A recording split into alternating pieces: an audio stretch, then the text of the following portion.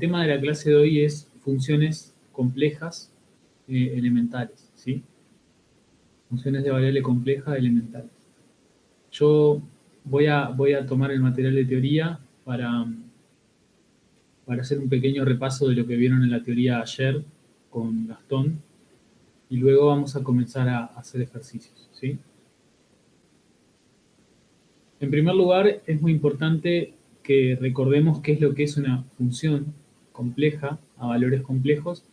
Esencialmente es una regla que me va a permitir asociar cada elemento de un conjunto S contenido en un plano complejo con un elemento perteneciente a un conjunto D incluido en otro plano complejo, ¿sí?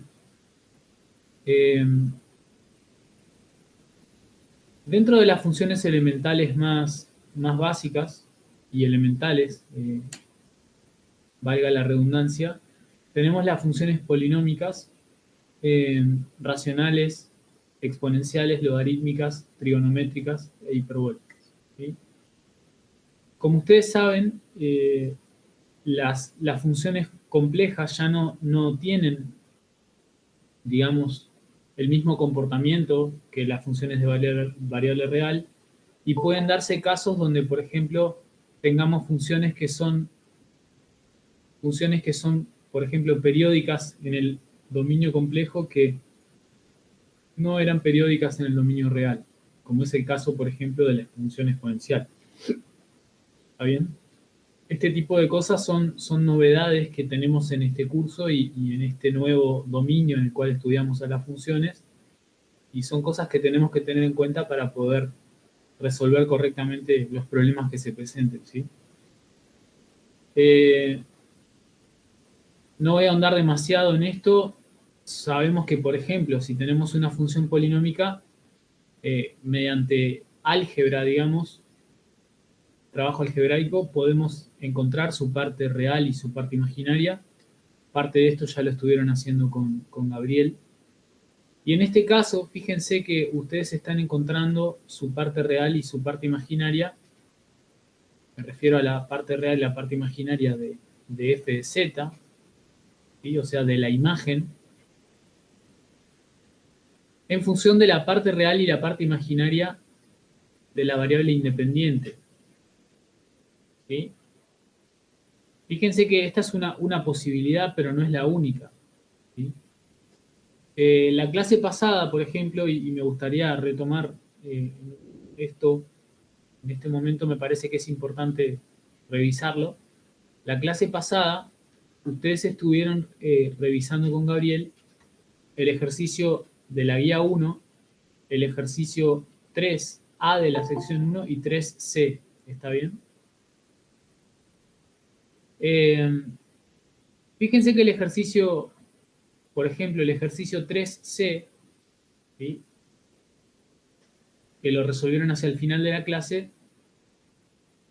miren lo que dice. Dice, sean U de X, Y y B de X, Y las partes reales e imaginarias de f de z, respectivamente, ¿sí? Lo que nos pide es obtener U de X, Y y B de X, Y para cada una de las siguientes funciones complejas, ¿sí? Esencialmente nos están pidiendo encontrar parte real y parte imaginaria de la función compleja en términos de X y de Y. Lo que me está diciendo esto es que voy a escribir a Z como una función de X y de Y. ¿Está bien? Y eso es lo que hicieron ustedes la clase pasada cuando resolvieron este ejercicio. Sin embargo, fíjense, por ejemplo, que en el 4 nos plantea otra posibilidad. En el 4 tenemos que W es f de z y es U más IB, o sea, es una parte real más I por una parte imaginaria. Eso es lo que determina la variable W. Sin embargo, tanto U como B ya no dependen de X y Y, sino de ρ y θ, siendo ρ y θ el módulo y el argumento de Z respectivamente. Entonces fíjense que en este caso, por ejemplo, se presenta una situación diferente. Estoy pensando en mi función como una función de la cual quiero conocer su parte real y su parte imaginaria, Sin embargo, su parte real y su parte imaginaria ahora dependen del módulo y del argumento de la variable independiente. ¿Sí? Es diferente. Los invito a que resolvamos este ejercicio. Me parece interesante que lo veamos. Sobre todo que tengan un ejemplo y que puedan ver, digamos, de qué se trata.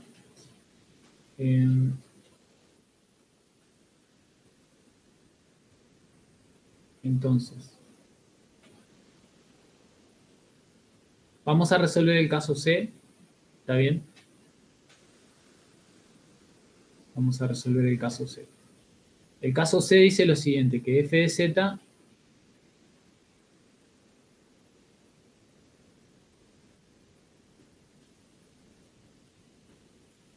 es igual a z menos 1, a la menos 1, perdón, más i. Y lo que estamos queriendo hacer es encontrar su parte real, ¿sí?, en función de rho y de tita, y su parte imaginaria en función de rho y de tita. ¿Sí? Entonces, lo que nosotros sabemos es que f de z va a venir dada como u más ib,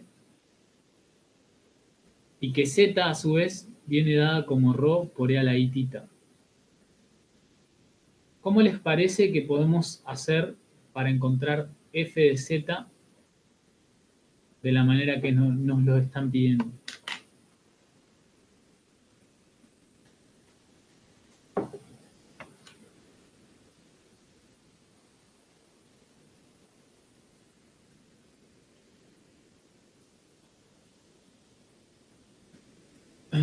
Fíjense que, por ejemplo, f de z, aplicando, digamos,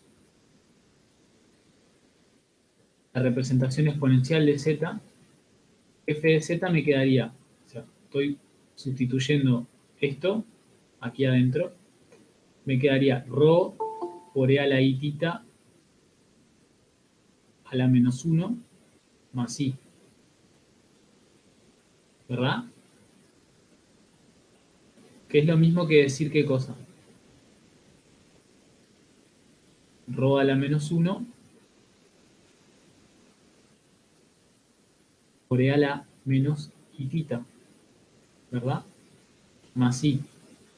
Ahora, ¿cuál es la parte real y la parte imaginaria de esa expresión que tenemos ahí en pantalla, debajo a la izquierda?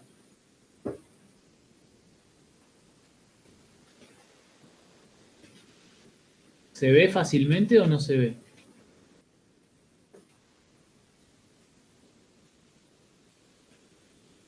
Y a mí me confunde un poco el más i. Ok.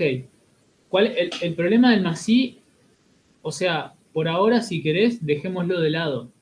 Está claro que más i, en definitiva, es como pensar que tenés una i multiplicada por un 1, ¿verdad? Sí, O sea, es una constante que se suma a la parte imaginaria que sea que haya. El problema, ¿está bien? sí, sí. ¿El problema cuál es? Es el primer término, ¿verdad? Que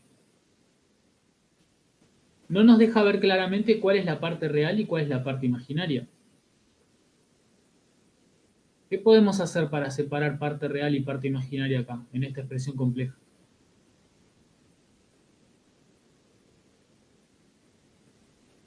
Aplicar la identidad de Euler, ¿verdad? O de Euler. ¿Es cierto? Rho a la menos 1 lo voy a escribir directamente como 1 sobre rho. ¿Y acá cómo me queda esta? Si aplico la identidad de Euler.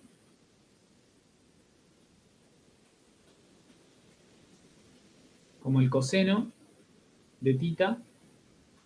En realidad, digamos, podríamos pensar que es el coseno de menos tita, por sustitución, más i por el seno de menos tita, ¿verdad? Más i.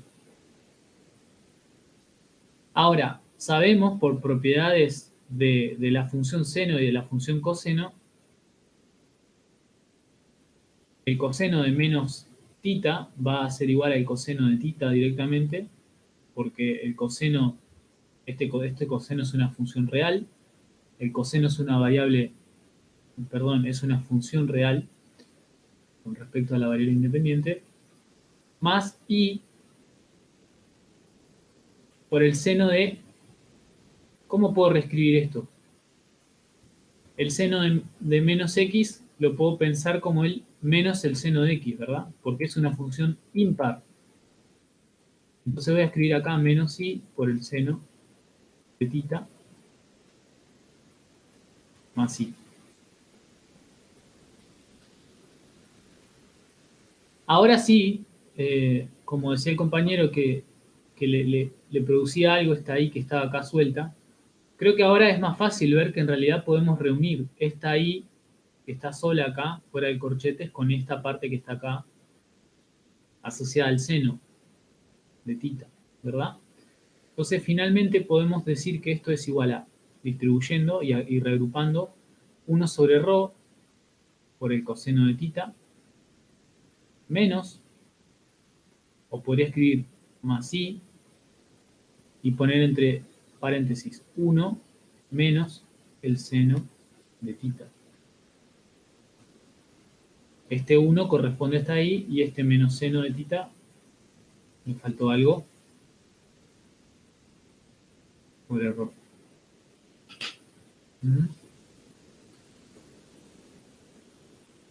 Entonces fíjense una cosa, ¿qué ganamos acá? Ganamos escribir la parte real de la función en términos de el módulo del argumento de la variable independiente y la parte imaginaria de la función, sin la i, en términos del módulo y del argumento de la variable independiente. ¿De acuerdo?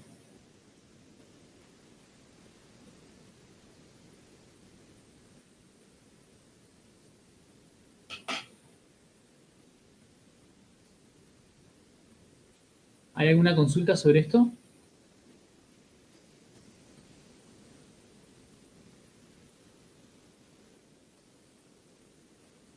No, ninguna. Bien.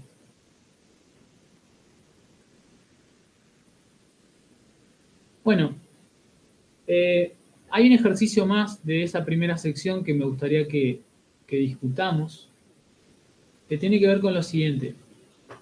Fíjense que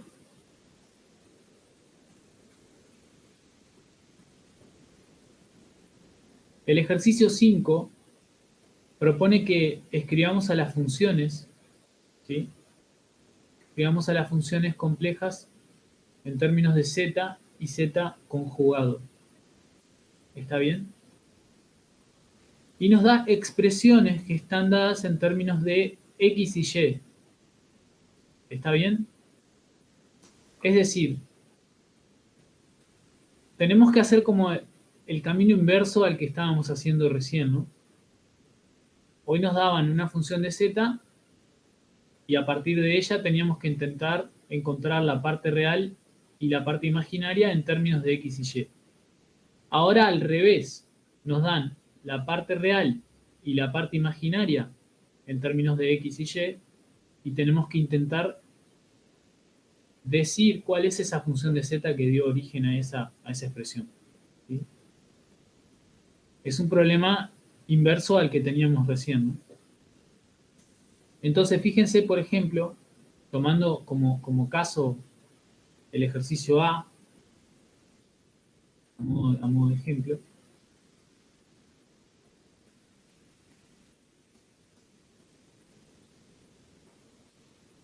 fíjense que, por ejemplo, el A nos plantea...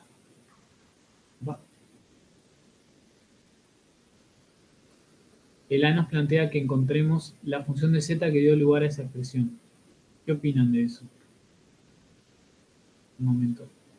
Ahí está.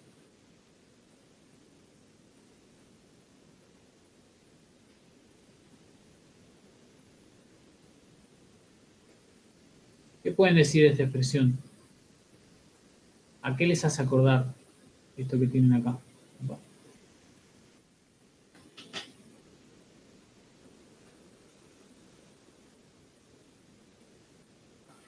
¿A un binomio? Se parece a un binomio, tal cual. A un binomio ¿cómo?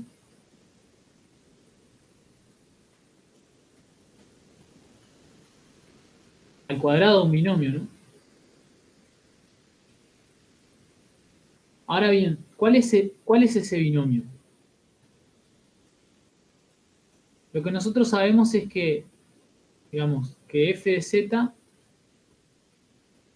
es igual a menos 2 x y más y por x cuadrado menos y cuadrado.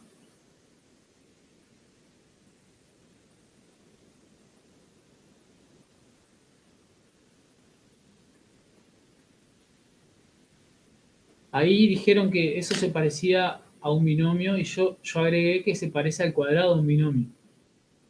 Y pregunto, ¿cuál creen que es ese binomio?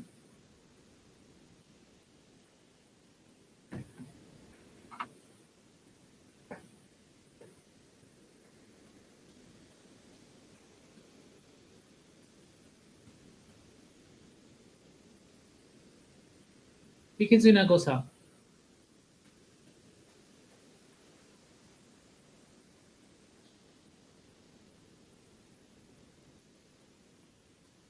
Si f de z, en la teoría vieron que si f de z es z cuadrado, entonces su parte real es x cuadrado menos y al cuadrado y su parte imaginaria es 2 veces xy. Ustedes en este caso lo que tienen es algo similar, pero ¿qué es lo que está pasando acá que no pasaba antes?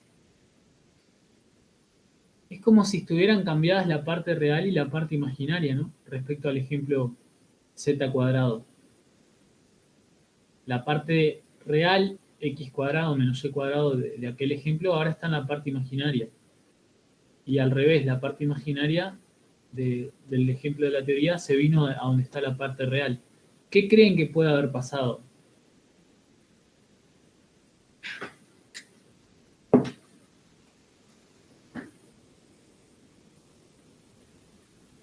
¿Puede ser que sea del conjugado de z?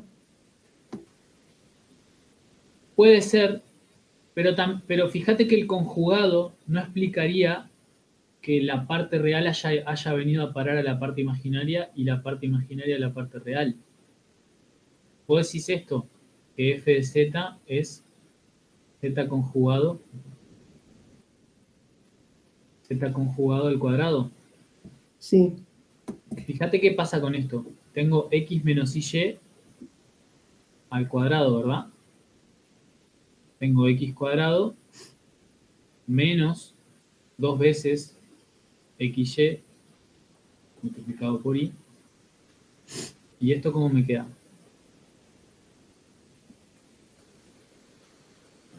Sumo el cuadrado del segundo término, ¿verdad?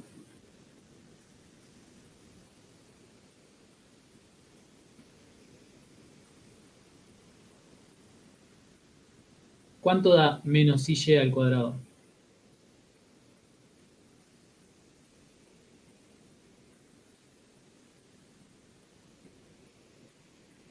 Distribuyo el cuadrado en el menos 1, en la y y en la y. ¿Cómo me queda? Menos 1 al cuadrado, 1. Y al cuadrado, menos 1. Y al cuadrado, y al cuadrado. O sea, menos y al cuadrado, ¿verdad? Fíjate que apareció este menos, pero sigue faltando algo, ¿no? Que acá sobra, digamos. Hay una i dando vueltas ahí, ¿no? ¿Se ve? Sí. Que esa i es la que produce este efecto de llevar la parte real de la función z cuadrado a la parte imaginaria de esta función, que todavía no conocemos, y la parte imaginaria de aquella función z cuadrado a la parte real de esta.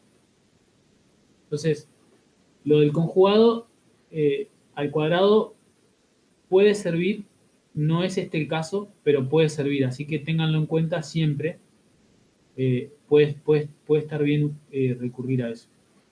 En este caso, fíjense, ¿qué pasa si nosotros sacamos factor común y? Podemos reescribir el segundo término, lo podemos escribir directamente como x cuadrado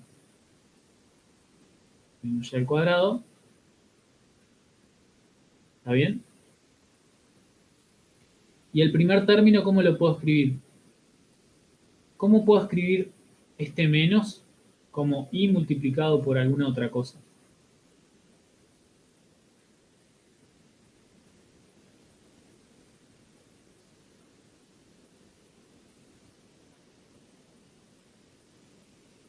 Si escribo I2XY, Ah, ¿sumando? sí, Ajá. Ahí ya está, ¿no? Fíjense que si yo distribuyo la y, me queda y por x cuadrado menos y cuadrado, lo que tenía acá arriba. Y en el segundo término me queda y por y, me queda menos 1, como dijo la compañera. Me queda menos 2xy, que es lo que tengo acá arriba. O sea que eso está bien.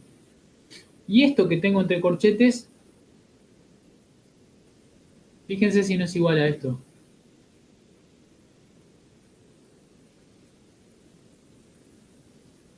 ¿Sí?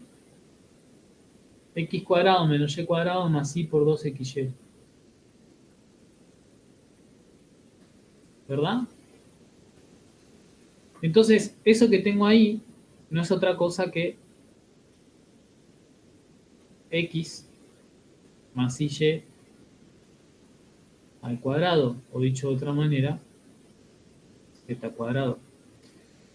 Entonces, fíjense que la expresión de z que dio lugar a esa expresión de x y y es la expresión y por z al cuadrado. ¿Sí? Entonces, fíjense que generalmente tengo que decirles que generalmente el camino inverso es un poco más complicado que el camino en el sentido directo. O sea, este camino que hicimos ahora es un poco más complicado. Es como recuperar la función de z que dio lugar a esto. Es más complicado.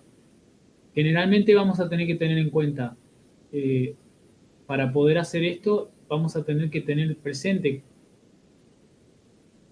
cómo es que lucen ciertas expresiones, por ejemplo, z cuadrado cuando lo expreso en función de x y de y. Tenemos que tener presente, por ejemplo, cómo luce, como dijo la compañera, z conjugado al cuadrado. ¿Qué forma tiene z al cubo, por ejemplo? ¿Qué forma tiene z conjugado al cubo, por ejemplo? ¿Sí? Lo vamos a tener que tener como en una especie de caja de herramientas para ir a buscar en el caso de que sea necesario. ¿Sí? Y además, además de eso, esto en relación a las expresiones de tipo polinómico, además de eso, hay una manera muy general de pensar en estos problemas que nos sirve, pero generalmente puede hacernos el camino un poco más largo, que es pensar que la parte real de z, o sea, x, puedo pensarla como z más z conjugado. Vamos a mostrar por qué. Fíjense que z es x más y, ¿verdad? Y por otro lado, z conjugado es x menos y. Simplemente combinando estas dos ecuaciones, por ejemplo, si las sumo término a término, miembro a miembro, me quedaría que z más z conjugado es igual a 2 veces x. Lo que es lo mismo que decir que x es igual a z más z conjugado sobre 2. Y x siempre se va a comportar de esta manera con respecto a z y a z conjugado. Es independiente de la función en la que estemos trabajando. ¿Sí? Y por otro lado, fíjense que si yo resto no solamente yo, si todos restamos las ecuaciones miembro a miembro, nos queda z menos z conjugado igual a 2 veces y por y. ¿Es cierto? Se me van las x y esto me queda y menos menos y, o sea, 2y. Por lo tanto, también de esa resta podemos decir que y es igual a z menos z conjugado sobre 2i.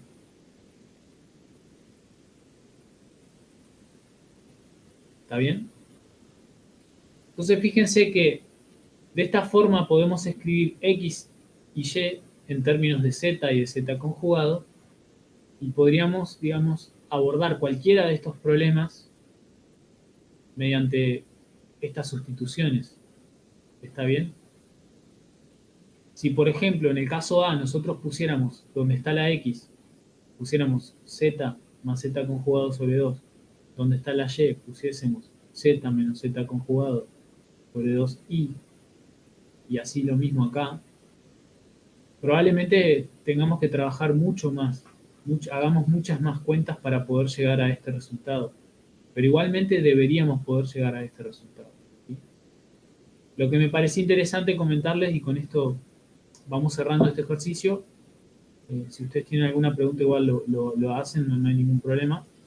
Me pareció interesante comentarles que para trabajar con este tipo de expresiones es necesario tener en cuenta, digamos, cómo se escribe z cuadrado, z al cubo, de manera explícita en términos de x y de y, y que esa es una manera de hacer el camino inverso relativamente rápido, pero que si por alguna razón eso no les sirve, pueden recurrir a esta manera que es un poco más general, pero lleva un poco más de trabajo, que es escribir x y y en términos de z y de z conjugado. ¿Está bien? ¿Alguna pregunta sobre esto?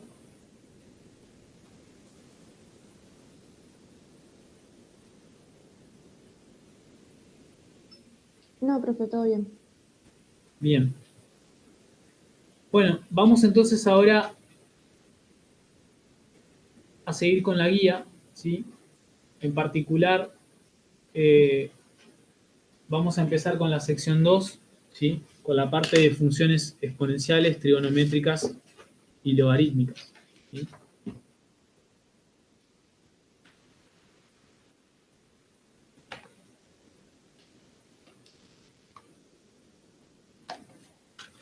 El ejercicio A nos pide que probemos que e a la 2 más menos 3 pi por i es igual a menos e al cuadrado, ¿sí?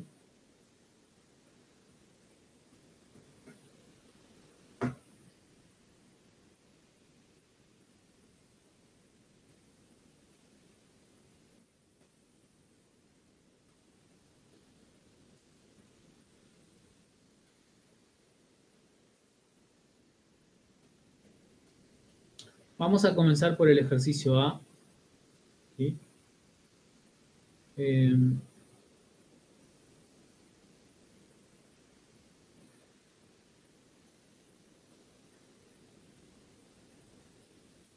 Bueno.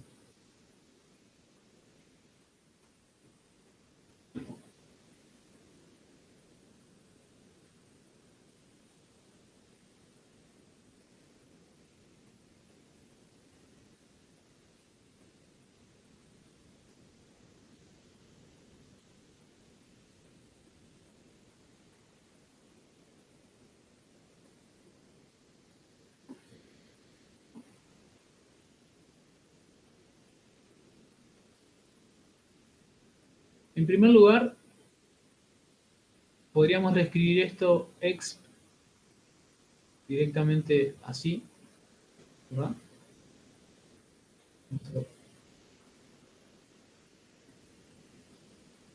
Es simplemente una cuestión de notación que creo nos puede permitir trabajar más cómodo.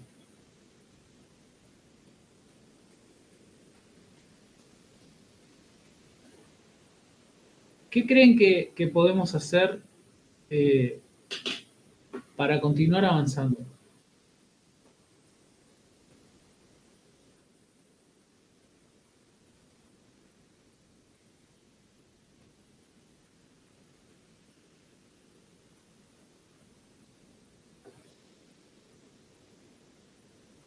Fíjense, por ejemplo, cuando presentaron la exponencial compleja en la teoría, vimos la definición, vimos que daba lo mismo escribir así o así. Y nosotros estamos ante un caso así, ¿no? E a la x más y. Y podríamos intentar, o bien, reescribir eso en términos de esto, o sea, en términos de la parte real y la parte imaginaria, teniendo en cuenta la identidad de Euler. O bien también podríamos, ante la situación en la que estamos, podríamos pensar que tenemos esto, ¿no? Un producto de potencias de igual base. E a la z1 más z2 se puede reescribir como E a la z1 por E a la z2. ¿Cierto? Son las dos opciones que creo que podríamos seguir.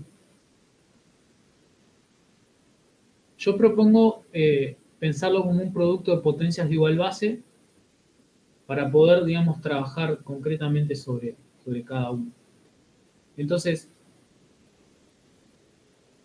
eso nos permite decir esto, ¿no?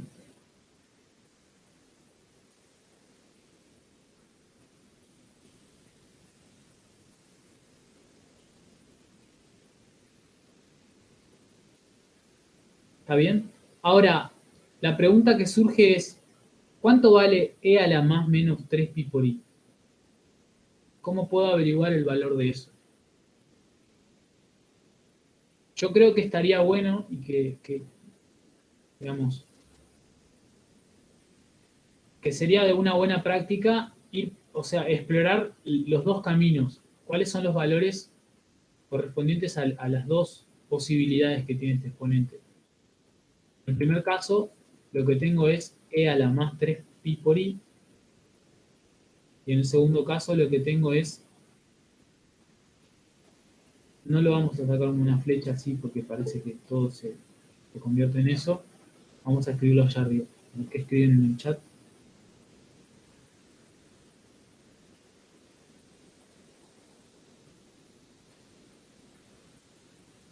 Menos 1 y 1, dice ahí. Bueno, ya vamos a ver, ya lo vamos a ver.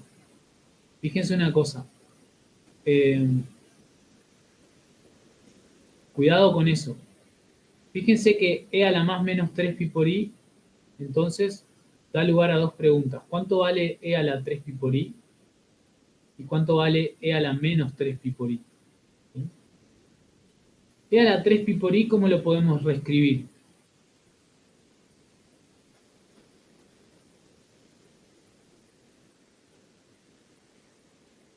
Es como decir e a la y o e a la i tita. ¿Cómo lo puedo reescribir? Haciendo uso de la identidad de Euler, ¿verdad? Como coseno de y, que sería 3pi, más Coseno de i, más i por el seno de y. ¿Correcto? Sería i seno de 3pi. Perfecto. ¿Cuánto vale el coseno de 3pi?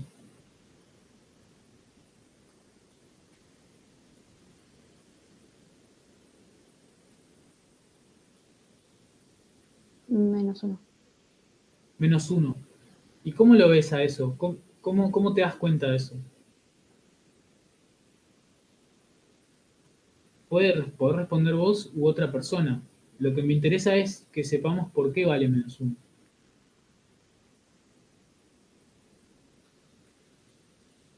¿Cómo podemos verlo? El coseno de 3pi lo podría pensar como el coseno de pi también, ¿verdad? Porque el coseno Claro. es una función periódica de periodo 2pi. Por lo tanto, si yo le resto 2pi al argumento de ese coseno, va a dar lo mismo. Y el coseno de pi, creo que todos sabemos que vale menos 1. ¿Sí?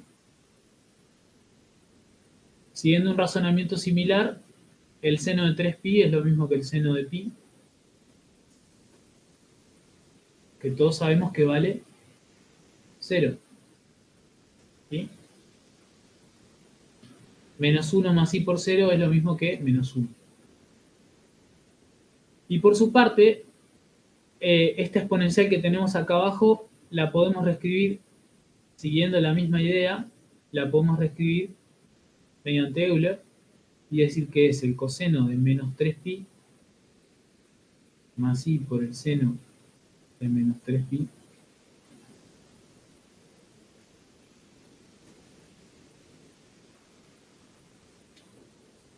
habíamos dicho que el coseno de una función, el coseno es una función par, por lo tanto esto es lo mismo que decir el coseno de 3pi,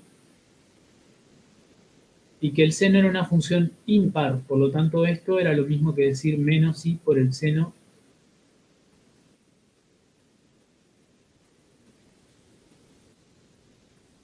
de 3pi.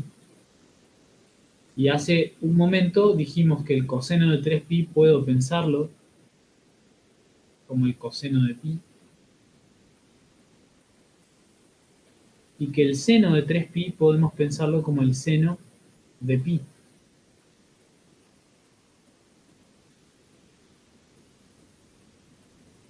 Por lo tanto, ¿a qué es igual esto? A menos 1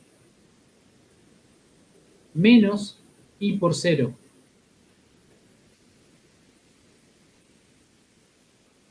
O sea, menos 1. Entonces fíjense que tanto e a la más 3i como e a la menos 3i, ambas valen menos 1. ¿Sí? Por lo tanto puedo decir, ya responder esta pregunta y decir con certeza, este factor es igual a menos 1. ¿Sí? Por lo tanto, todo esto vale menos c al cuadrado y probamos la igualdad que nos pedían. ¿Sí?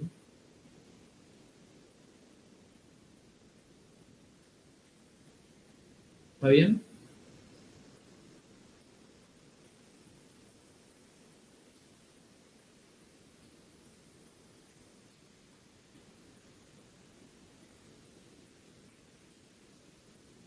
¿Hay alguna pregunta sobre eso?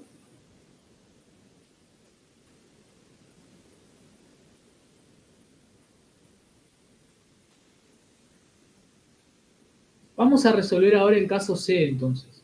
¿Sí? Fíjense que el caso C me dice,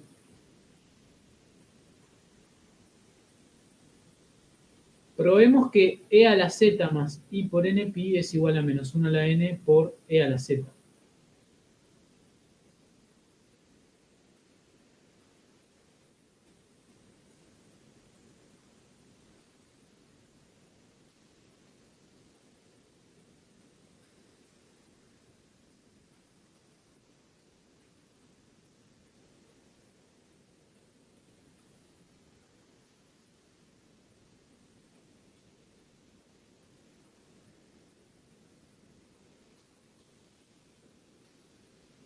¿Cómo podemos hacer acá? Simplemente escribimos e a la z más i por n pi. Lo puedo de vuelta pensar como e a la z, producto de potencia de igual base, i a la n pi. Sabemos por hipótesis que n es un número entero. ¿Sí? En realidad podemos también deducirlo, ¿no? Eso sería lo correcto, deducirlo. Pero fíjense que acá puedo escribir esto como e a la z y esta segunda exponencial que tiene una i acá, y sabemos que esta n es una cantidad real, digamos, en particular es entera, puedo reescribir esto como el coseno de n pi más i por el seno de n pi.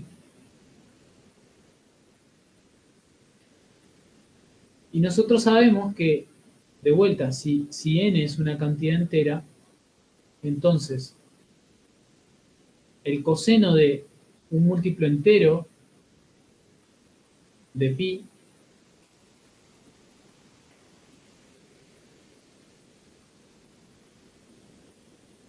va a venir dado por el hecho de que n sea par o impar. ¿Está bien? Y el seno de un múltiplo entero de pi siempre va a ser 0, independientemente de n. Eso nos permitiría decir que esta primera parte vale menos 1 a la n y que esta segunda parte vale 0 para todo n. ¿Sí? Estamos considerando n perteneciente a los enteros. O sea que esto es lo mismo que decir e a la z por menos 1 a la n con n perteneciente a los enteros. ¿Sí? De esa manera queda probado lo que nos pedían. Ahora bien, hay una manera diferente de hacerlo o de verlo, que es simplemente considerar, voy a borrar esto que está acá, perdón, voy a borrar esto que está acá.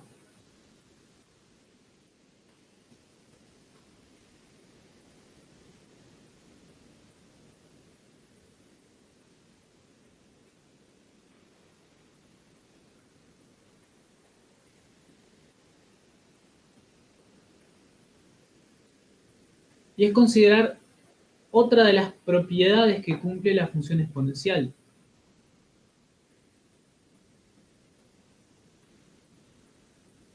Que es la propiedad potencia de potencia. ¿Sí? Fíjense que ahí yo tengo escrito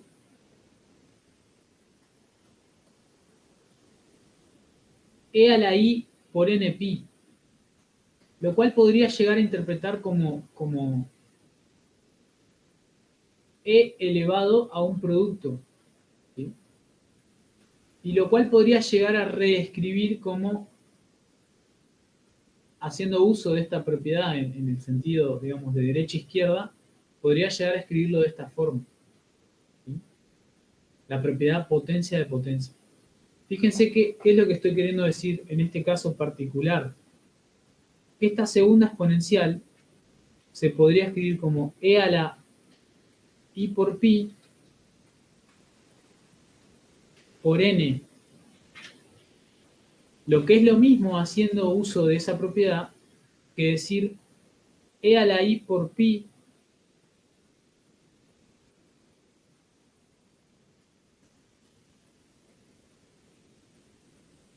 todo a la n.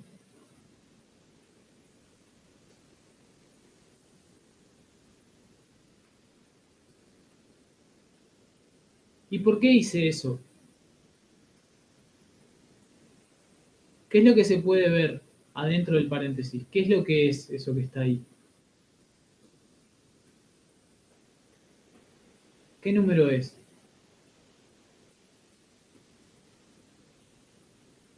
Es un número complejo de módulo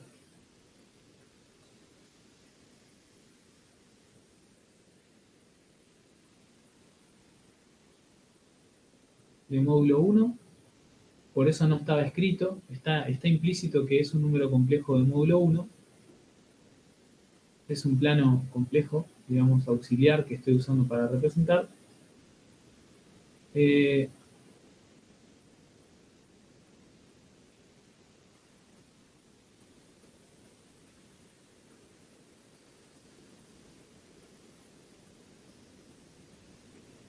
Es un número complejo, perdón, de módulo 1 y de argumento pi. ¿Lo ven? Tiene módulo 1 y argumento pi. O sea que, ¿qué número es ese? El menos 1. ¿Verdad? Por lo tanto, yo también puedo llegar a la misma conclusión haciendo no uso de la identidad de Euler, sino de la propiedad potencia de potencias y decir que esto es menos 1 a la n.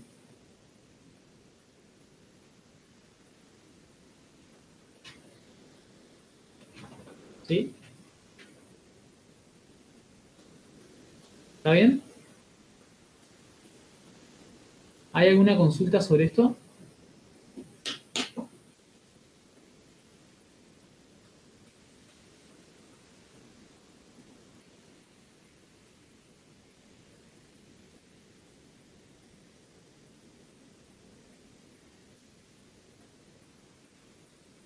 Bien. Vamos a continuar entonces con la clase. Vamos a hacer un ejercicio más. Me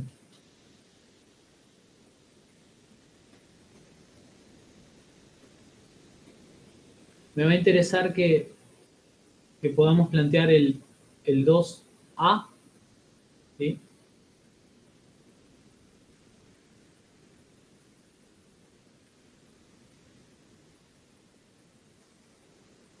Que nos dice que encontremos todos los valores de z para los cuales e a la z es igual a menos 2.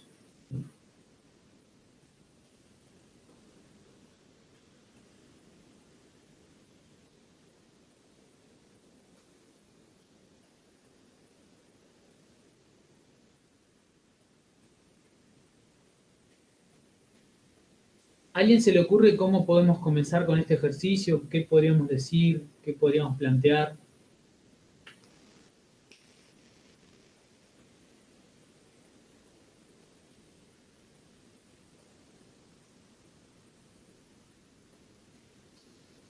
¿A qué les hace acordar esto? Supongamos que en vez de una z hubiera una x y del lado derecho hubiera un número positivo.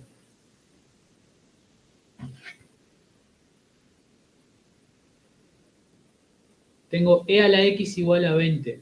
Tengo que encontrar el valor de x que satisface eso. ¿Cómo les parece que se podría llegar a hacer?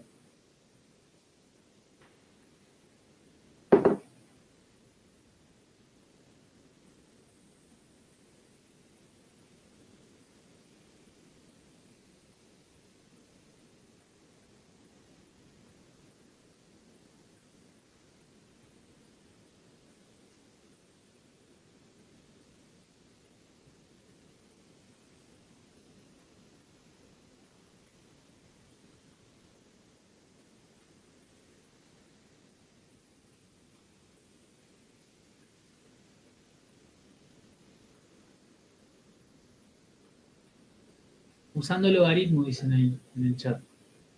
Correcto. Correcto. En el caso de las funciones reales, ante un problema así, usaríamos logaritmos, ¿no? En el caso de una ecuación real. En el caso de una ecuación compleja, también es posible usar el logaritmo, pero es un logaritmo complejo cuya expresión tiene una parte real y una parte imaginaria, ¿sí? De esto que tenemos acá, nosotros tenemos dos formas de resolver este problema desde el punto de vista práctico.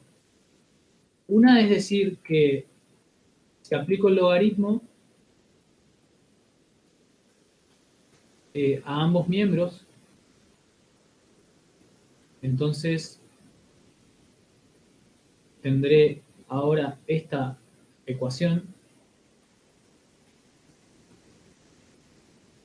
Y sabemos por propiedad del logaritmo y por ser el logaritmo la función inversa a la función exponencial, sabemos que el primer término me va a quedar z y que, bueno, el segundo término tendré que ver cómo lo resuelvo para encontrar la solución, es decir, todos los valores de z tales que se satisfaga esta igualdad. Esa es una manera de hacerlo. La pregunta que surge es, ¿cómo calculo esto? ¿Sí? Que probablemente ustedes ya sepan cómo hacerlo a partir de lo que han visto en la teoría. Esa es una manera de verlo, ¿sí? Es recurrir a una especie de fórmula de cómo calcular el logaritmo de un número complejo, ¿sí? Yo creo que una forma más interesante de hacerlo es pensar de la siguiente forma, fíjense. Cosa de no tener que usar algo de memoria, pensémoslo así. Sabemos que z la z que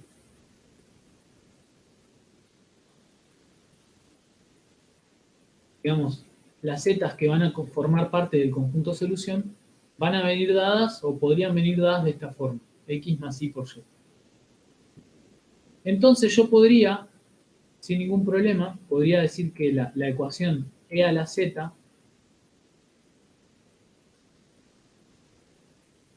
igual a menos 2 puede reescribirse como e a la x más y igual a menos 2.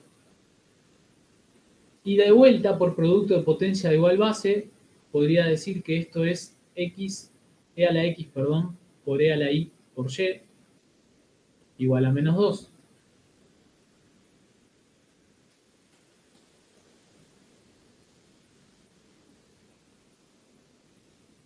Y ahora la pregunta que surge es, ¿cómo puedo simplificar este problema a expresiones más comprensibles, más manejables? Del lado izquierdo, si se fijan, tenemos una expresión similar a la de un número complejo, en este caso variable,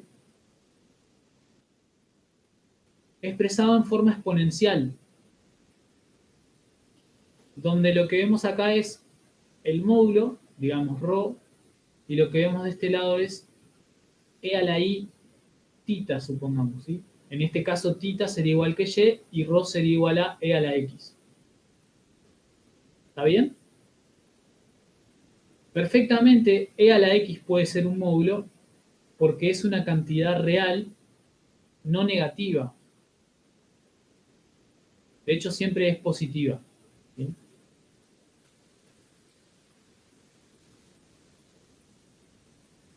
¿Está bien? Entonces, fíjense que lo que tenemos a la izquierda es un número, podemos interpretarlo como un número complejo expresado en forma exponencial. ¿Qué les parece que podríamos hacer para avanzar un poco más en la resolución?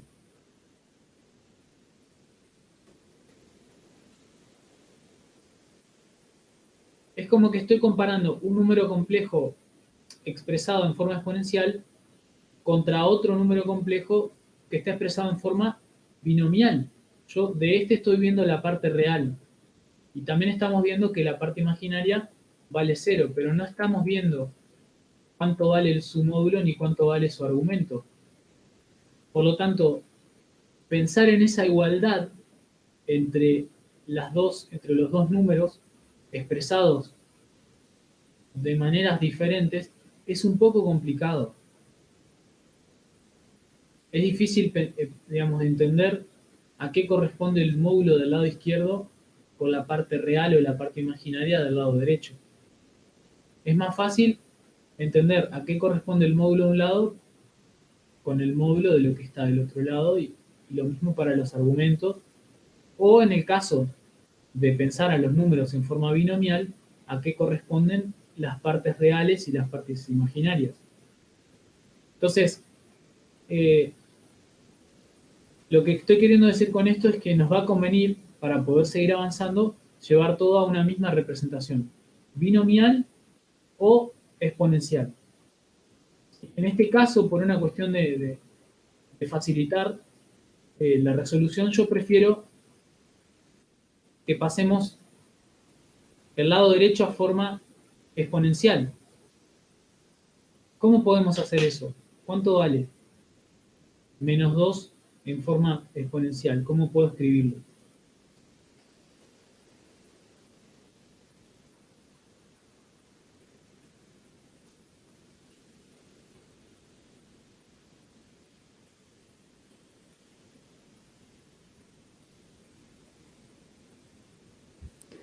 Dos por e a la i tita. 2 por e a la i tita. ¿Y cuánto vale tita en este caso? A la i pi, ¿verdad? A la i pi, perfecto. Entonces, 2 por e a la i pi, ¿está bien?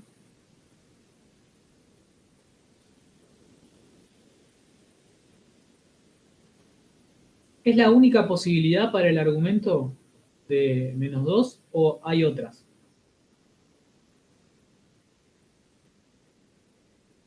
Podríamos expresarlo como 2 por e a la i por n pi. 2 por e a la i. Por n pi, o sea, cualquier número multiplicado por pi. Cuidado, porque ahí, digamos, vos estás pensando en 2 por e a la... Vos dijiste 2 e a la i n pi, ¿verdad? Fíjate que si n vale 0, estoy acá. Porque el argumento vale 0. Si n vale 1, estoy acá. Si n vale 2, vuelvo acá al primer punto. Si n vale 3, estoy acá. Tendría 2 puntos. 2 o menos 2, digamos. Este sería menos 2. ¿Está bien? 2 o Claro. menos 2 dependiendo de si n es par o no es par. Mm. Entonces, ¿cuál es el problema de eso? Que nosotros solamente estamos queriendo representar menos 2 en forma polar. Entonces, lo que podemos hacer es agregarle a este pi que está acá, agregarle 2n pi. Lo que me garantiza esto, con n entero, ¿verdad?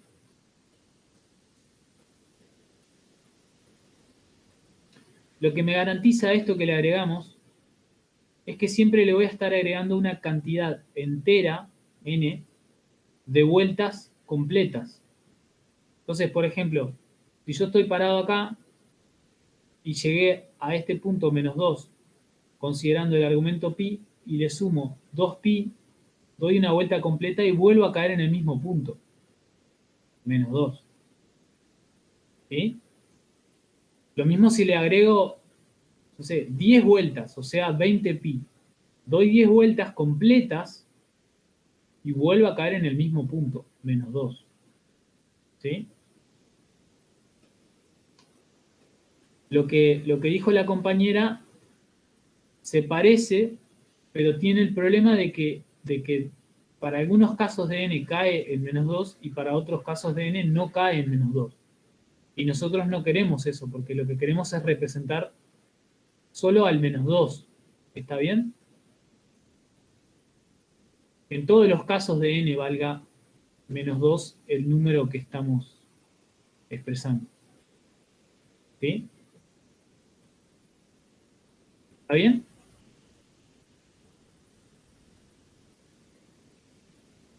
¿Qué nos permite decir todo esto que estamos planteando acá?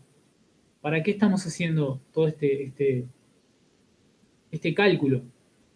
Porque fíjense que ahora tenemos los dos números, como les decía más temprano y como hablábamos más temprano, tenemos los dos números expresados de forma exponencial. El número de la izquierda es un número variable, pero nos permite ver claramente cuál es el módulo y cuál es el argumento. Y el número de la derecha también nos permite ver claramente cuál es el módulo y cuál es su argumento, que vendría a ser lo que está entre paréntesis. Entonces, tengamos en cuenta ahora cuando dos números expresados, complejos, expresados en forma exponencial, son iguales.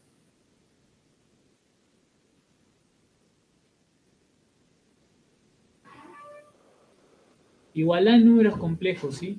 Cuando pensábamos a los números de forma binomial, decíamos que... Cuando su módulo y su argumento son iguales. Exactamente, exactamente. Entonces, eso me permite plantear un sistema de ecuaciones reales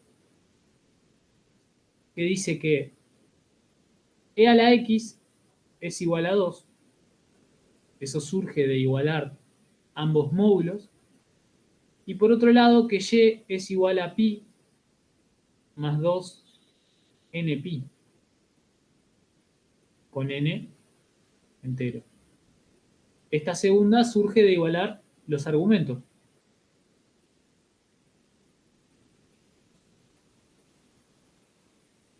Fíjense que la y es la parte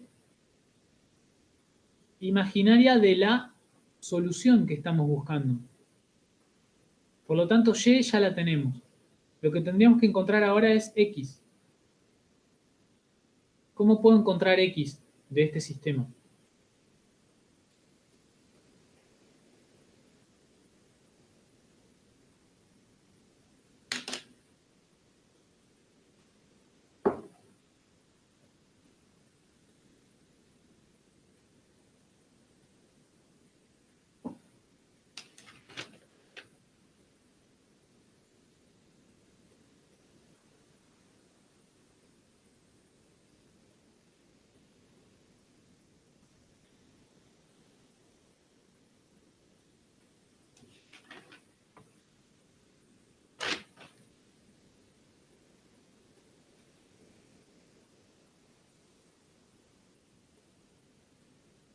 Con el logaritmo, dicen ahí.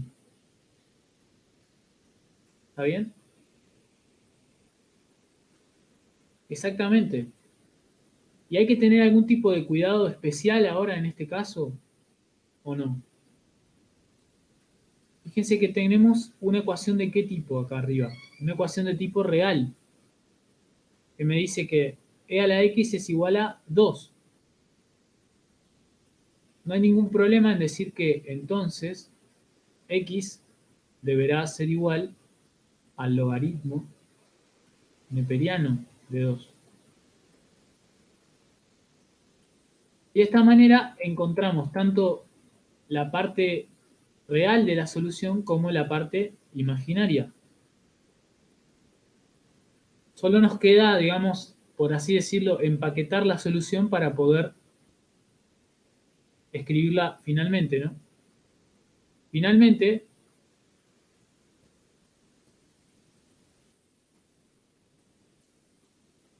si la z que estábamos buscando venía dada como x más y, entonces la z que resuelve esa ecuación compleja, la que nos daban al principio, va a venir dada como x más y por y.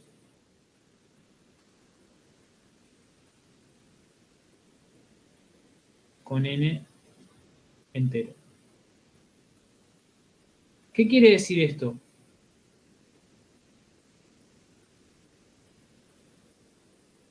¿Es una solución o son muchas?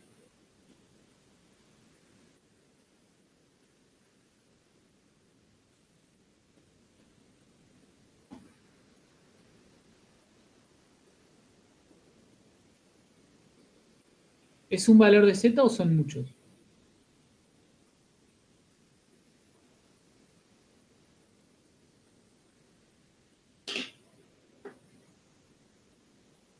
¿Qué piensan?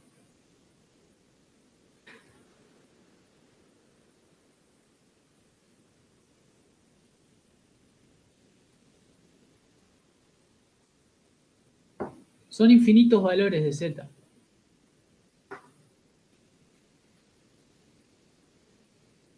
O sea, siempre y cuando n sea entero, yo le voy a dar un valor a n acá y me va a dar una solución válida para esta ecuación. Pongo la z esta que está acá, la pongo ahí, arriba, y verifica la ecuación. Cuando digo pongo, me refiero a sustituyo, ¿no? Sustituyo este valor aquí y satisface la ecuación independientemente de n, siempre y cuando n sea entero. ¿Sí? Eso es lo que me está diciendo esta expresión que pintamos aquí debajo. ¿Está bien? ¿Hay alguna pregunta sobre esto?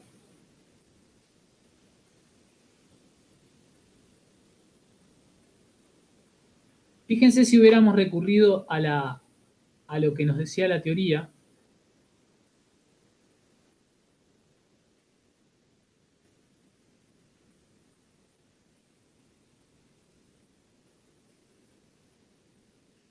Nosotros podemos escribir el logaritmo de un número complejo, z, directamente como el logaritmo del módulo de z más i por el argumento de ese número z.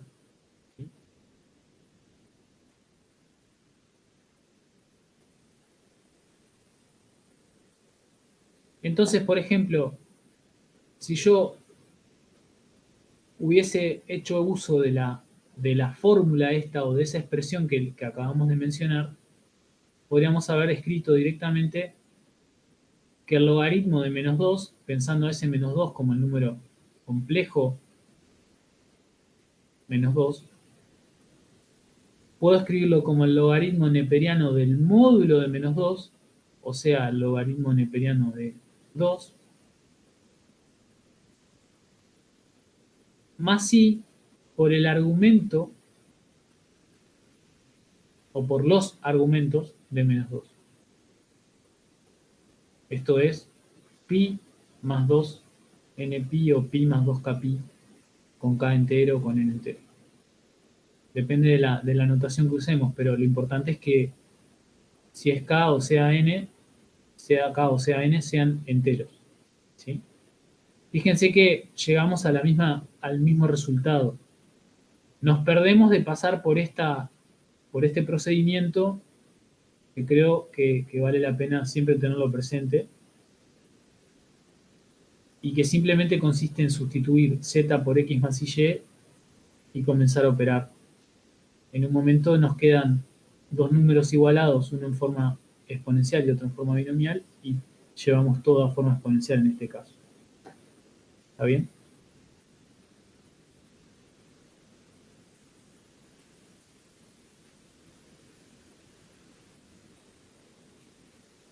¿Alguna pregunta sobre esto?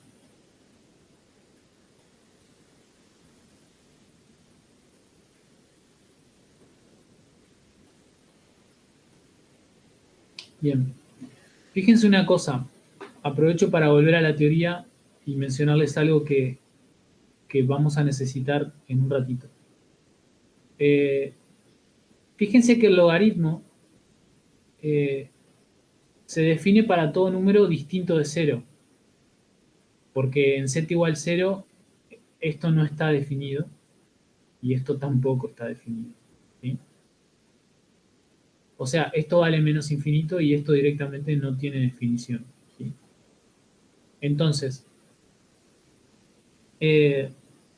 fíjense una cosa, el logaritmo de un número complejo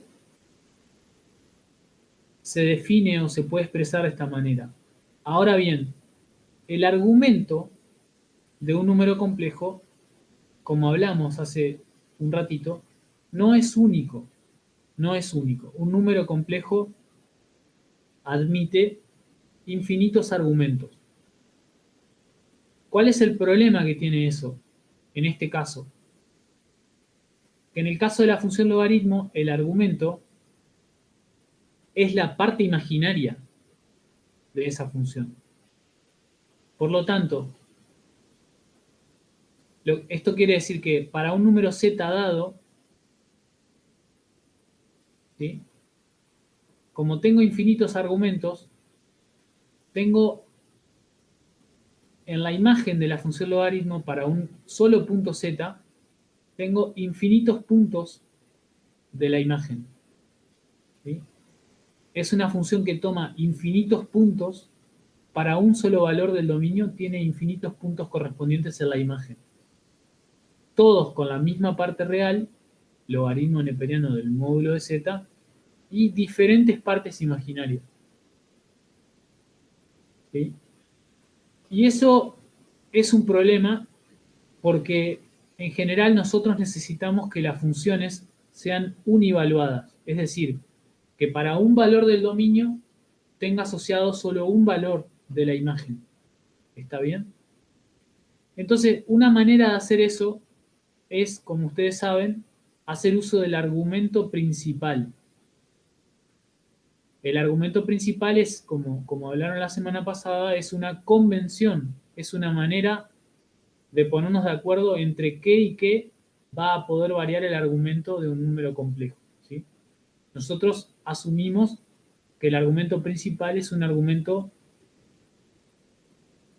comprendido entre menos pi abierto y pi cerrado. ¿Y cuál es el efecto que tiene eso en la función logaritmo? Que ahora convierte a la parte imaginaria en una parte única para cada punto, ¿sí? Ahora, considerando el argumento principal, que es único para cada punto, poniéndonos de acuerdo en cuáles son los extremos de ese intervalo donde puede variar el argumento.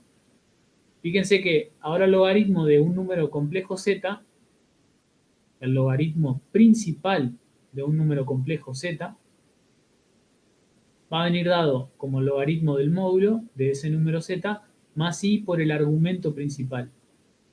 Y nuevamente repito, la ventaja que tiene eso es que nos da una función univaluada. Para cada valor de z le corresponde, para cada valor de z en el dominio de esa función le corresponde un único punto en el conjunto imagen. ¿Sí? Y eso nos va a permitir estudiar algunas otras cosas después. ¿Sí? Bien. Es importante entonces tener en cuenta que, para cerrar con esto, que el logaritmo tiene dos versiones. ¿Sí? Una versión, digamos, sin restricciones sobre el argumento, que sabemos tiene el problema de ser multivaluada, y una versión univaluada que queda definida a partir del argumento principal. Y a esa función univaluada le llamamos valor principal del logaritmo o logaritmo principal. Y para diferenciar uno de otro, lo que hacemos uso es de la letra minúscula al comienzo o de la letra mayúscula. ¿Sí? De la misma forma que hacíamos con el argumento. ¿Bien? La guía tiene varios ejercicios más que ustedes pueden revisar. Similares a estos que estuvimos viendo, tienen el caso B y el caso C. Les recomiendo que los vean. Tienen otros ejercicios que son de índole más bien teórico o de análisis, digamos, de las funciones. Para poder pensar en estos ejercicios, siempre tengan en cuenta en expresar las funciones en términos de expresiones reales, cuyo comportamiento nosotros podemos analizar sin problema, y sacar conclusiones sobre las funciones complejas a partir de lo que observamos en las funciones reales que las componen. ¿Sí?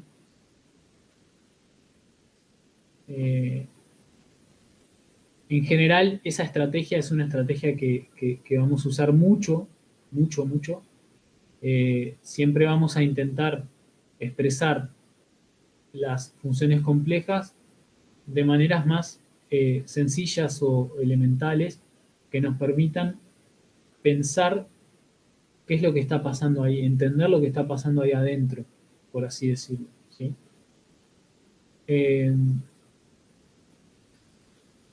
En eso consiste, por ejemplo, o ese es el espíritu, por así decirlo, de decir z igual a x más y, por ejemplo. ¿Sí? Cuando yo digo z igual a x más y, estoy desglosando la z en parte real más y por parte imaginaria para poder empezar a entender de qué manera dependen las expresiones de estas dos, de x y de y, ya no de z como una variable compleja, ¿sí? Sino de x real, y real. Siempre la unidad imaginaria va a estar ahí dando vueltas, ¿no? Eso tenemos que tenerlo claro. Entonces, me gustaría para esta última parte de la clase que probemos la identidad B, acá del 8, que fíjense nos permite entender cómo el coseno de z complejo, cómo el coseno complejo depende de x y de y, siendo x y y la parte real y la parte imaginaria de z. Y en particular, esta expresión del coseno complejo nos da la parte real del coseno de z y la parte imaginaria del coseno de z, junto con este menos. Un poco relacionado a lo que vimos al comienzo de esta clase, fíjense que el hecho de reescribir el coseno de esta manera nos permite decir dónde caen su parte real y su parte imaginaria para un valor, para un par XY dado. ¿Sí?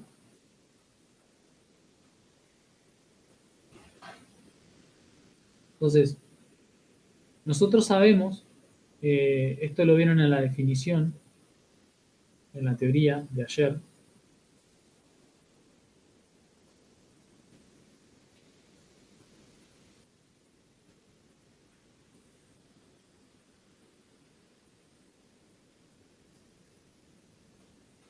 Que el coseno se define como e a la iz más e a la menos i por z sobre 2.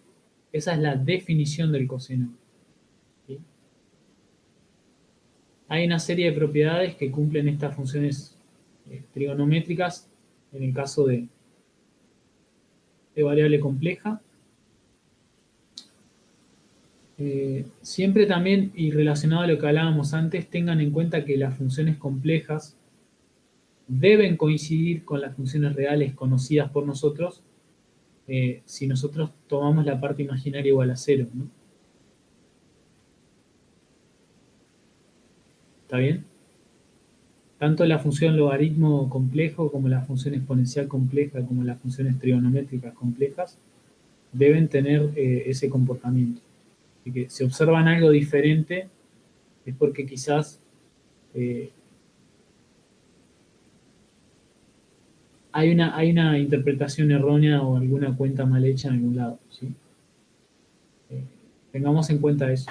Las funciones complejas se entienden como una extensión al campo complejo de las funciones reales y por consiguiente las funciones reales podemos verlas como un caso particular de las funciones complejas, ¿sí? Eso tengámoslo presente. Entonces, el ejercicio 8b un poco lo que busca es, veo que ya lo hicieron en la teoría, lo que busca es expresar el coseno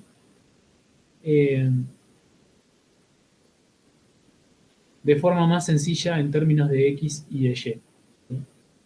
Partiendo de la definición y utilizando la fórmula de Euler, se puede escribir esto que tenemos acá, ¿no? Sustituimos z por x más y, digamos, haciendo distributiva y producto de potencias de igual base, podemos escribir esto que tenemos aquí. Lo mismo para el segundo término. Y luego, haciendo uso de la identidad de Euler, podemos desglosar esta de acá, como esto que tenemos acá. Esta de acá, como esto que tenemos acá. ¿Sí? Y así podemos luego reagrupar, ¿sí? Considerando las definiciones de las funciones coseno hiperbólico y seno hiperbólico, podemos reagrupar y expresar todo finalmente de esta manera. Teniendo en cuenta que ustedes ya lo hicieron para el coseno, vamos entonces a resolver el caso A.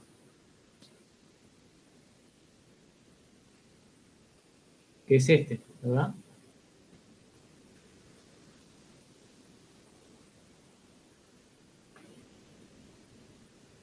¿Alguien recuerda cómo se define el seno en términos de las exponenciales?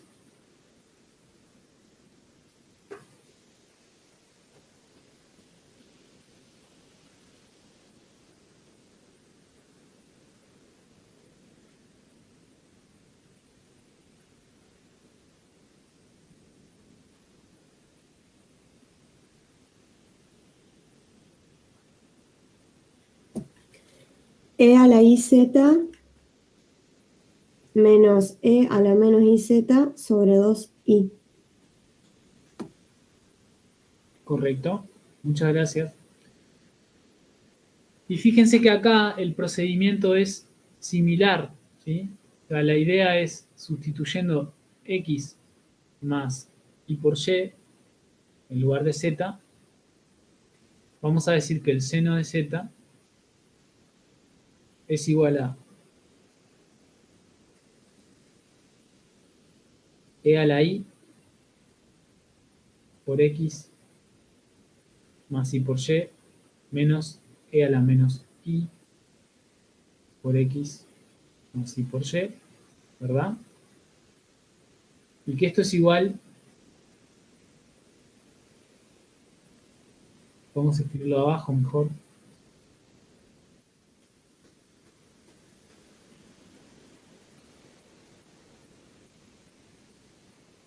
Que este es igual a e a la ix por e a la menos y menos e a la menos ix por e a la y por i menos 1. Con este menos me queda más y.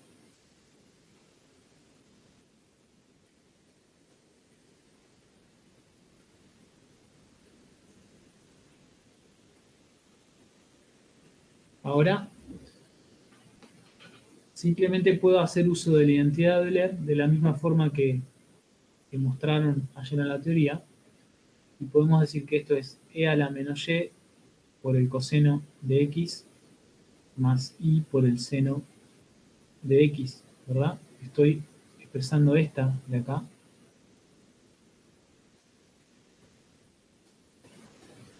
Es esto que está acá. ¿De acuerdo?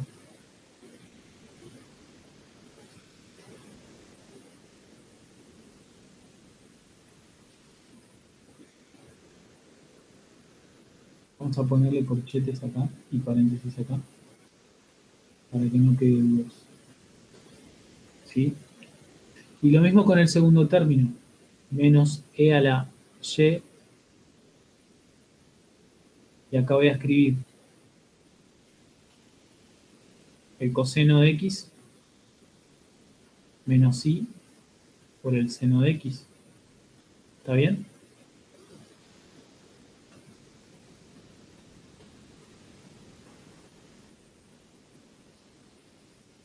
Lo que me permite decir que esto es igual a 2i. Y ahora fíjense que podemos agrupar coseno y coseno, seno y seno, ¿verdad? Entonces, si saco factor común coseno de x, ¿qué puedo escribir? E a la menos y menos e a la y. ¿Está bien?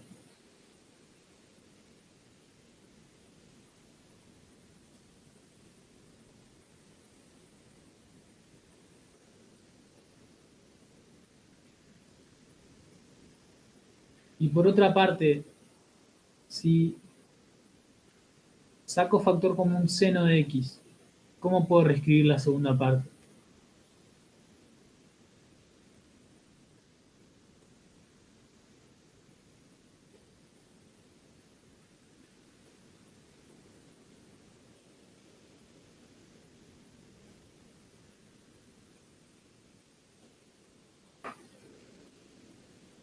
Fíjense, vamos acá.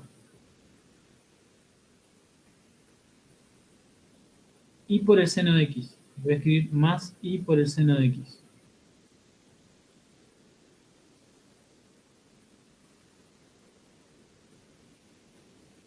I por el seno de x de este lado está multiplicada por e a la menos y. ¿Eh? Y de este lado, fíjense que si yo distribuyo el menos, perdón, acá, me queda menos por menos más.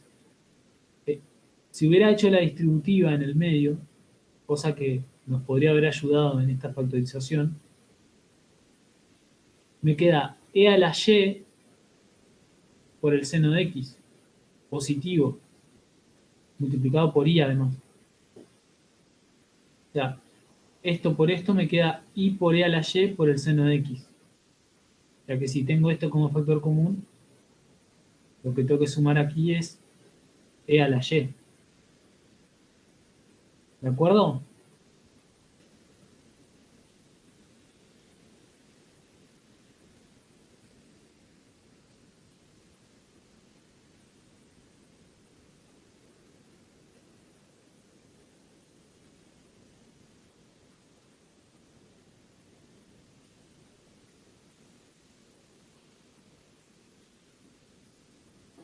Fíjense entonces que vamos a ponerlo en la página siguiente. copiarlo en la página siguiente.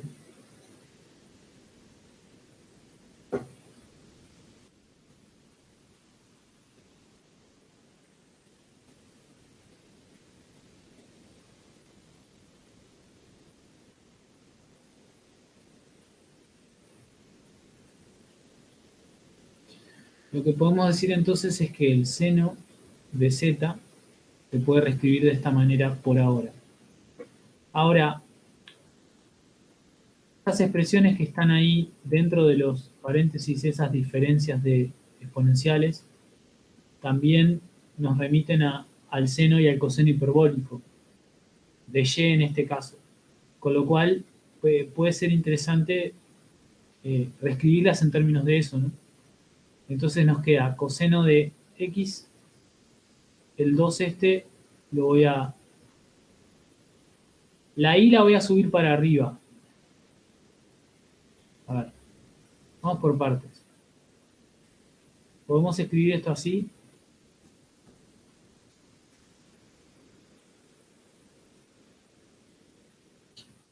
Podemos escribir esto así.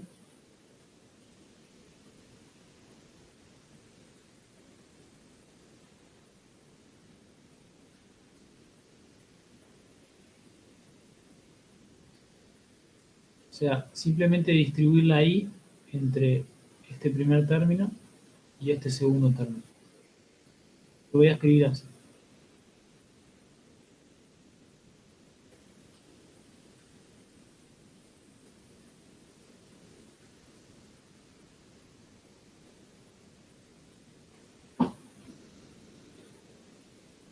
En el segundo término vemos que la i se puede simplificar sin problema, ¿sí? Y en el primer término, lo que nos va a convenir para poder, ya que ahora esta quedó como la parte real, nos va a convenir poner la i arriba, llevar la i arriba. Entonces, en vez de escribirla de esa manera, la vamos a escribir como menos i arriba. Lo que es lo mismo que multiplicar y dividir por i, y agrupar esta i con esta, y decir que eso vale menos 1. ¿Sí? Entonces, nos queda menos el coseno de x por e a la menos y, menos e a la y,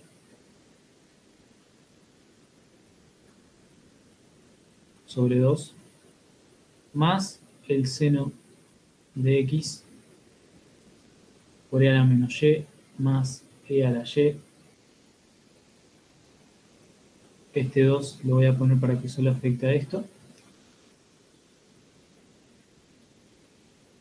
Y este menos que está acá, lo podría meter acá adentro. ¿Sí? ¿Por qué? ¿Qué ganamos con eso? Ariel, me parece que te faltó la I en el primer término. Me faltó la i. Exactamente. Gracias.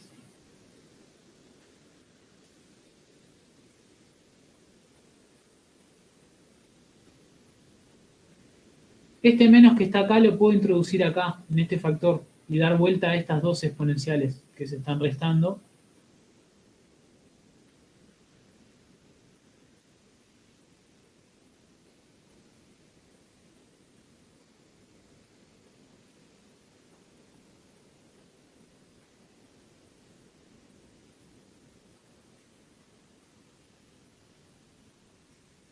Y finalmente acá podemos esto darlo vuelta por una cuestión de nada más que de prolijidad, porque no cambiaría nada el resultado. Y ahora vemos que esta expresión se corresponde al seno hiperbólico de y por definición, y que esta expresión que tenemos acá se corresponde al coseno hiperbólico de y por definición, por lo cual finalmente podemos reescribir nuestra función seno de z como voy a pasar esto para este lado para que nos quede primero la parte real, como el seno de x por el coseno hiperbólico de y, más i por el coseno de x por el seno hiperbólico de y.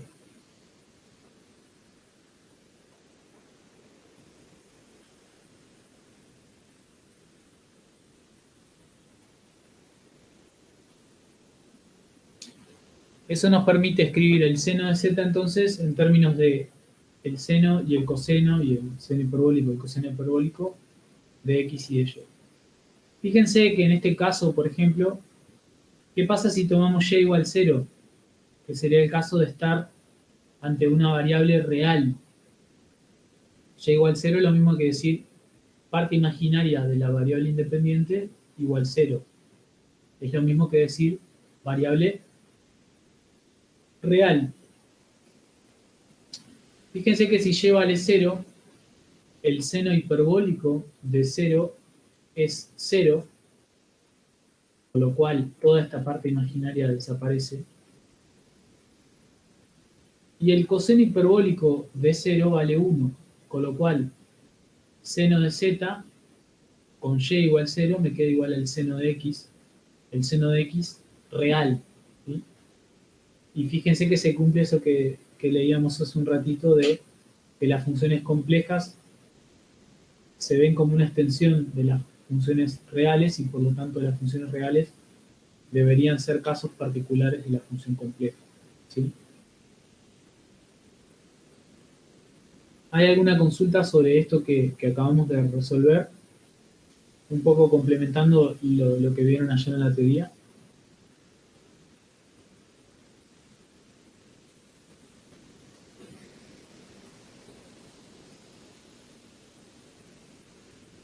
Bien.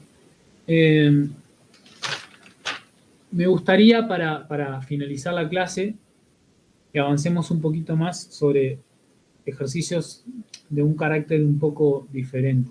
¿Sí?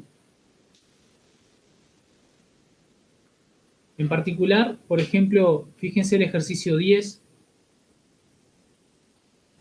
¿Sí? Nos pide que probemos que el logaritmo principal de menos c por i es 1 menos pi por i sobre 2. ¿Sí?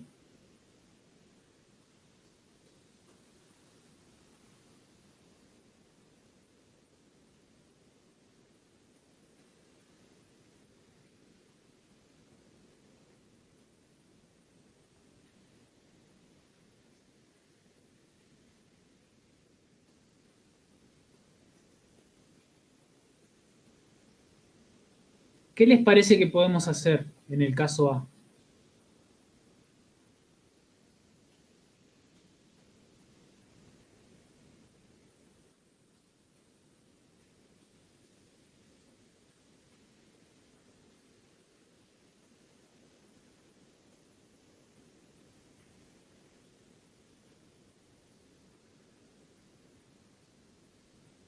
Pueden revisar las diapositivas de teoría, si lo necesitan, no hay ningún problema. Esta clase también para eso. Fíjense que el logaritmo principal de un número complejo, z, en términos generales, venía dado como el logaritmo neperiano del módulo de ese número complejo z, más i por el argumento principal. Entonces, la pregunta que surge es, yo quiero escribir el logaritmo principal y tengo que escribir el logaritmo neperiano del módulo de este número. ¿Cuál es el módulo de este número?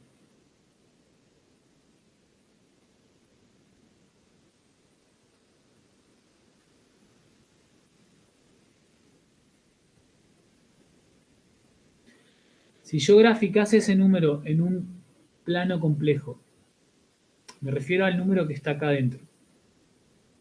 Si yo graficase ese número en un plano complejo, ¿a qué distancia se encontraría del origen ese punto? Siempre es muy bueno intentar hacer uso de la representación gráfica, siempre que sea posible, es recomendable porque nos aclara un poco el panorama. ¿Dónde está ubicado este punto? Esto es un plano complejo, digamos, parte real de Z y parte imaginaria de Z. ¿Dónde está ubicado este punto? Es una cantidad, se ve, imaginaria pura, y por lo tanto va a estar ubicado en el plano, en el eje imaginario. Y tiene una parte imaginaria igual a menos c. Por lo tanto es un punto que va a estar, digamos, por acá. Y esto es menos c. ¿Está bien?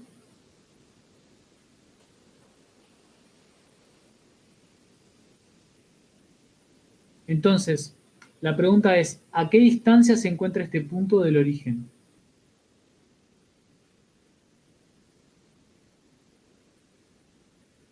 Dicho de otra manera, ¿cuál es el módulo de menos c por i?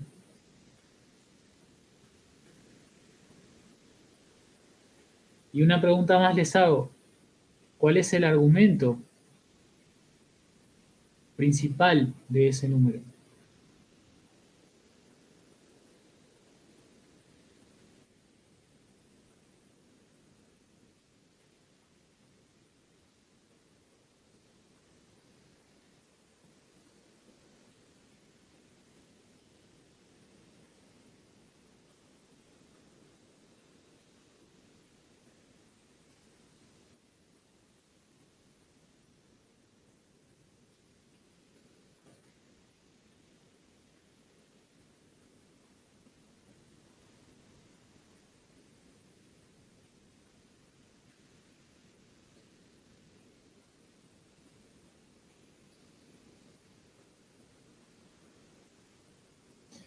Ahí en el chat dicen que el módulo es e, lo cual es correcto. Fíjense que este número está a distancia e del origen.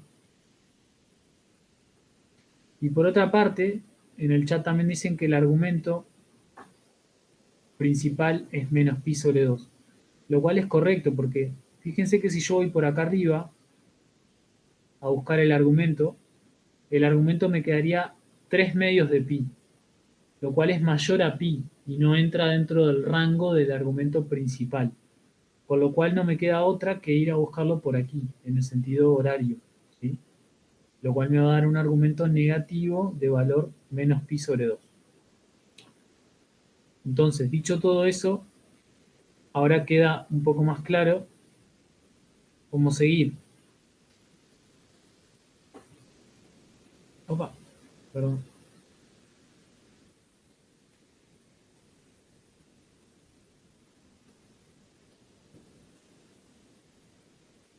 Ahí está.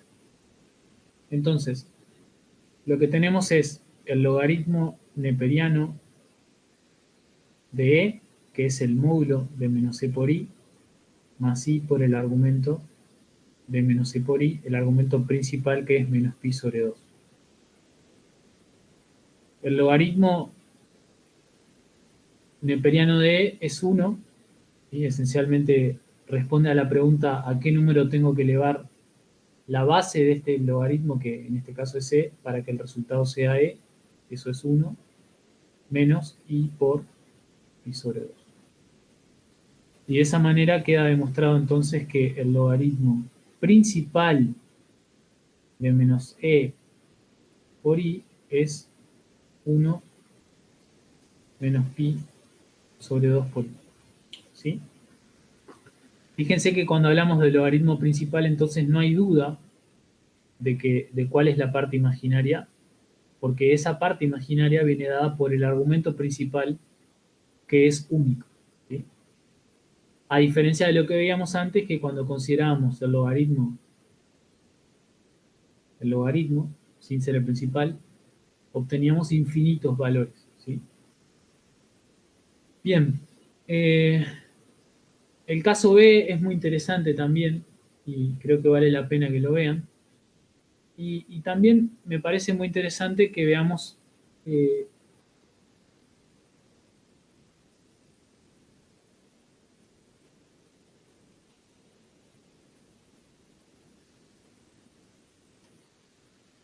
expresiones de este tipo, ¿sí?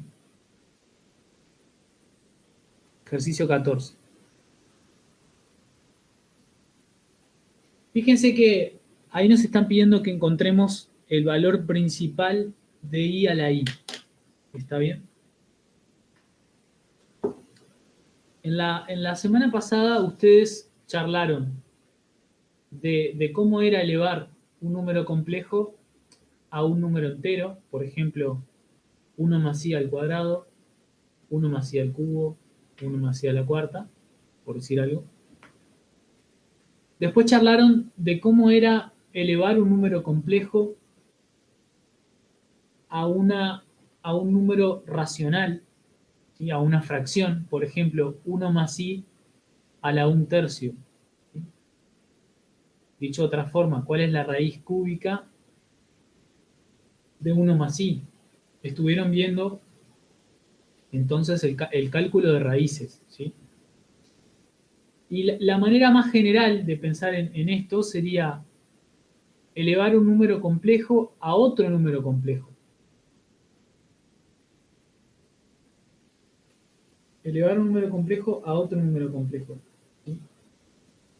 Lo cual es, digamos, bastante, conceptualmente, es bastante abstracto, ¿no? Entonces, por ejemplo, consideremos el caso i a la i.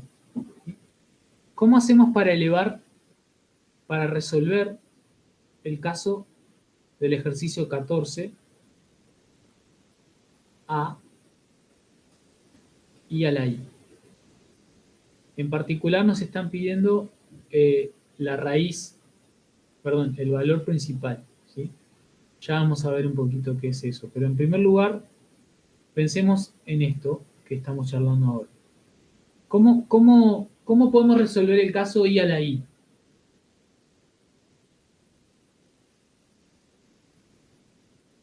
Fíjense una cosa, pensándolo de manera general, es como tener que resolver un problema de este tipo, z a la w. ¿Sí?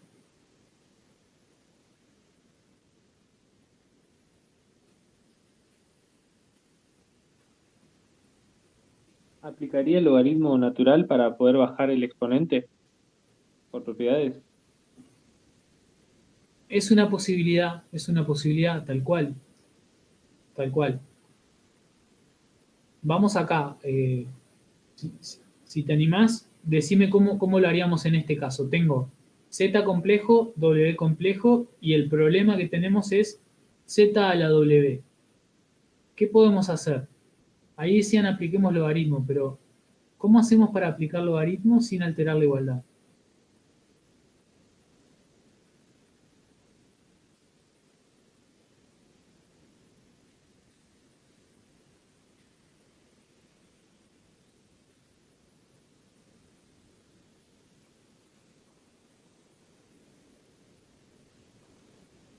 Fíjense que si yo a z a la w le aplico el logaritmo,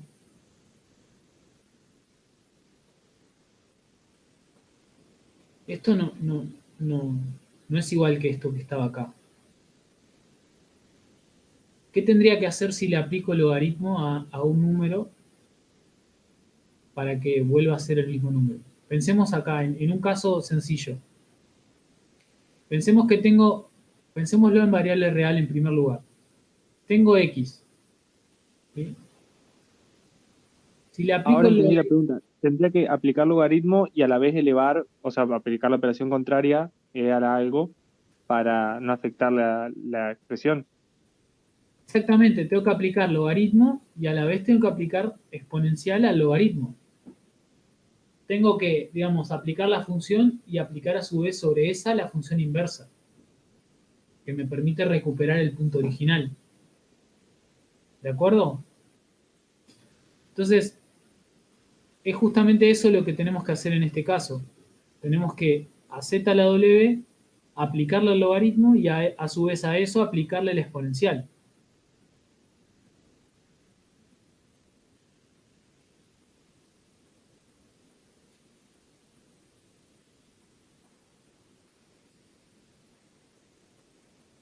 ¿Y qué ganamos con eso? Que por propiedad de logaritmo, el logaritmo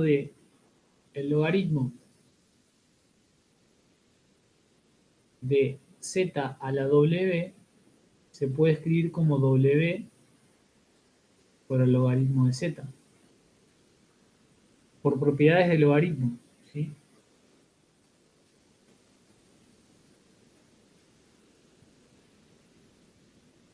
¿De acuerdo?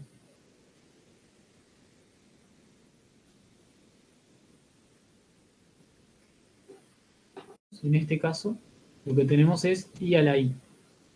Por lo tanto, voy a poder escribir que i a la i es igual a e a la i por el log de i. ¿Sí? Ahora bien, ¿cómo me queda esto?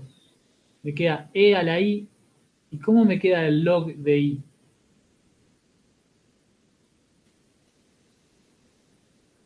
Digamos acá abajo. Log de i es igual a, habíamos dicho,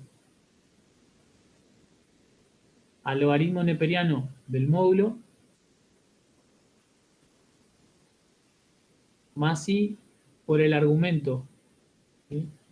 Si consideramos todos los argumentos posibles, vamos a una forma de hacer eso sería escribir el argumento principal de i, que ¿cuánto vale?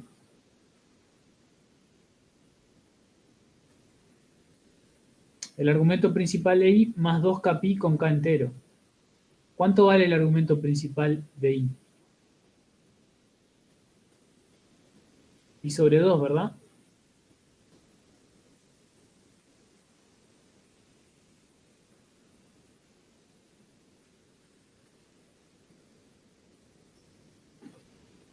¿Está bien?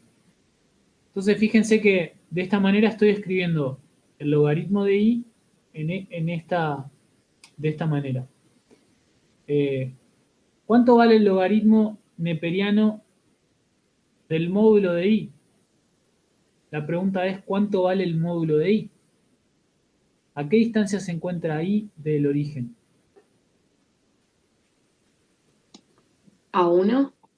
A 1, perfecto. ¿Y cuánto vale el logaritmo de 1? 0. 0, perfecto. Entonces esto vale 0 y me queda entonces que el logaritmo de i es i por pi sobre 2 más 2kpi. Esos serían todos los posibles valores del logaritmo, ¿cierto?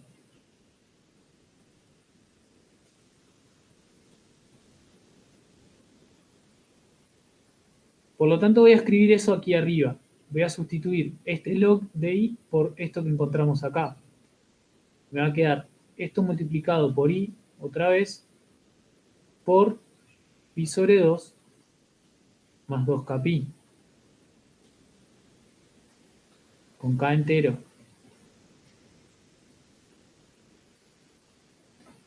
¿Sí? Esto que hicimos acá abajo es como una especie de cálculo auxiliar, lo vamos a recuadrar, así no nos complica. ¿Cómo seguimos entonces? Podemos multiplicar i con i y me queda entonces que i a la i es igual a e a la menos pi sobre 2 menos 2k pi con k entero. Lo que vemos acá es que la expresión i a la i tiene infinitas posibilidades, ¿sí? Infinitos valores. Dependiendo del valor de k que consideremos, tenemos infinitos valores. ¿Está bien? ¿Por qué? porque el argumento es multivaluado y el logaritmo también es multivaluado en consecuencia. Esta función está definida en términos del logaritmo, me queda también multivaluada.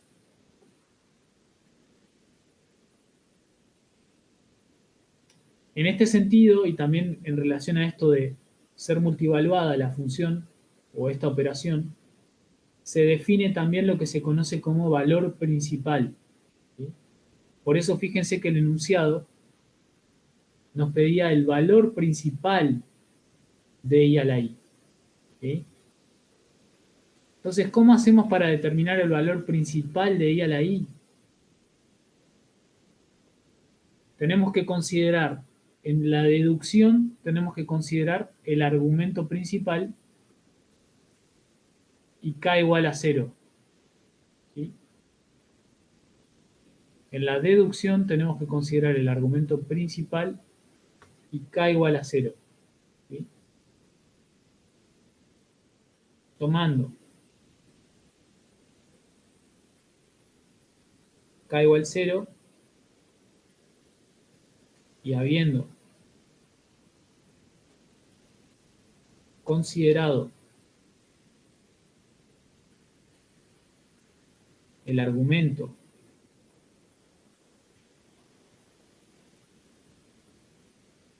principal de I,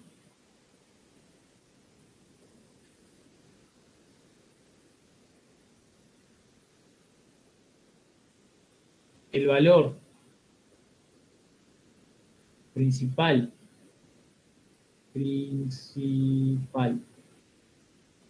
de I a la I es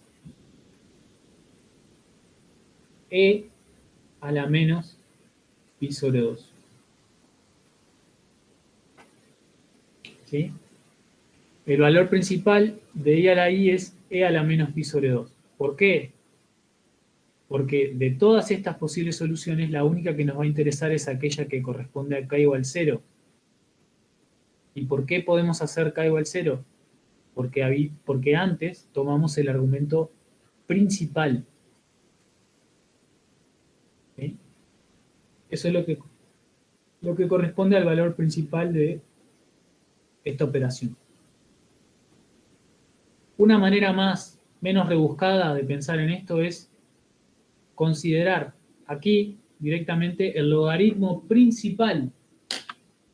En vez de escribir el logaritmo de manera general, pensamos en el logaritmo principal y eso nos va a dar directamente el valor principal. Es lo mismo, ¿no? ¿Cuál es la diferencia? Que si ponemos acá directamente el logaritmo principal, ya nos vamos a estar limitando desde acá en adelante a encontrar una sola solución. Si estamos queriendo buscar todas las soluciones, hagamos uso de este. Si estamos queriendo buscar una única solución y en particular el valor principal, podemos hacer uso del logaritmo principal en este momento del procedimiento. ¿Sí?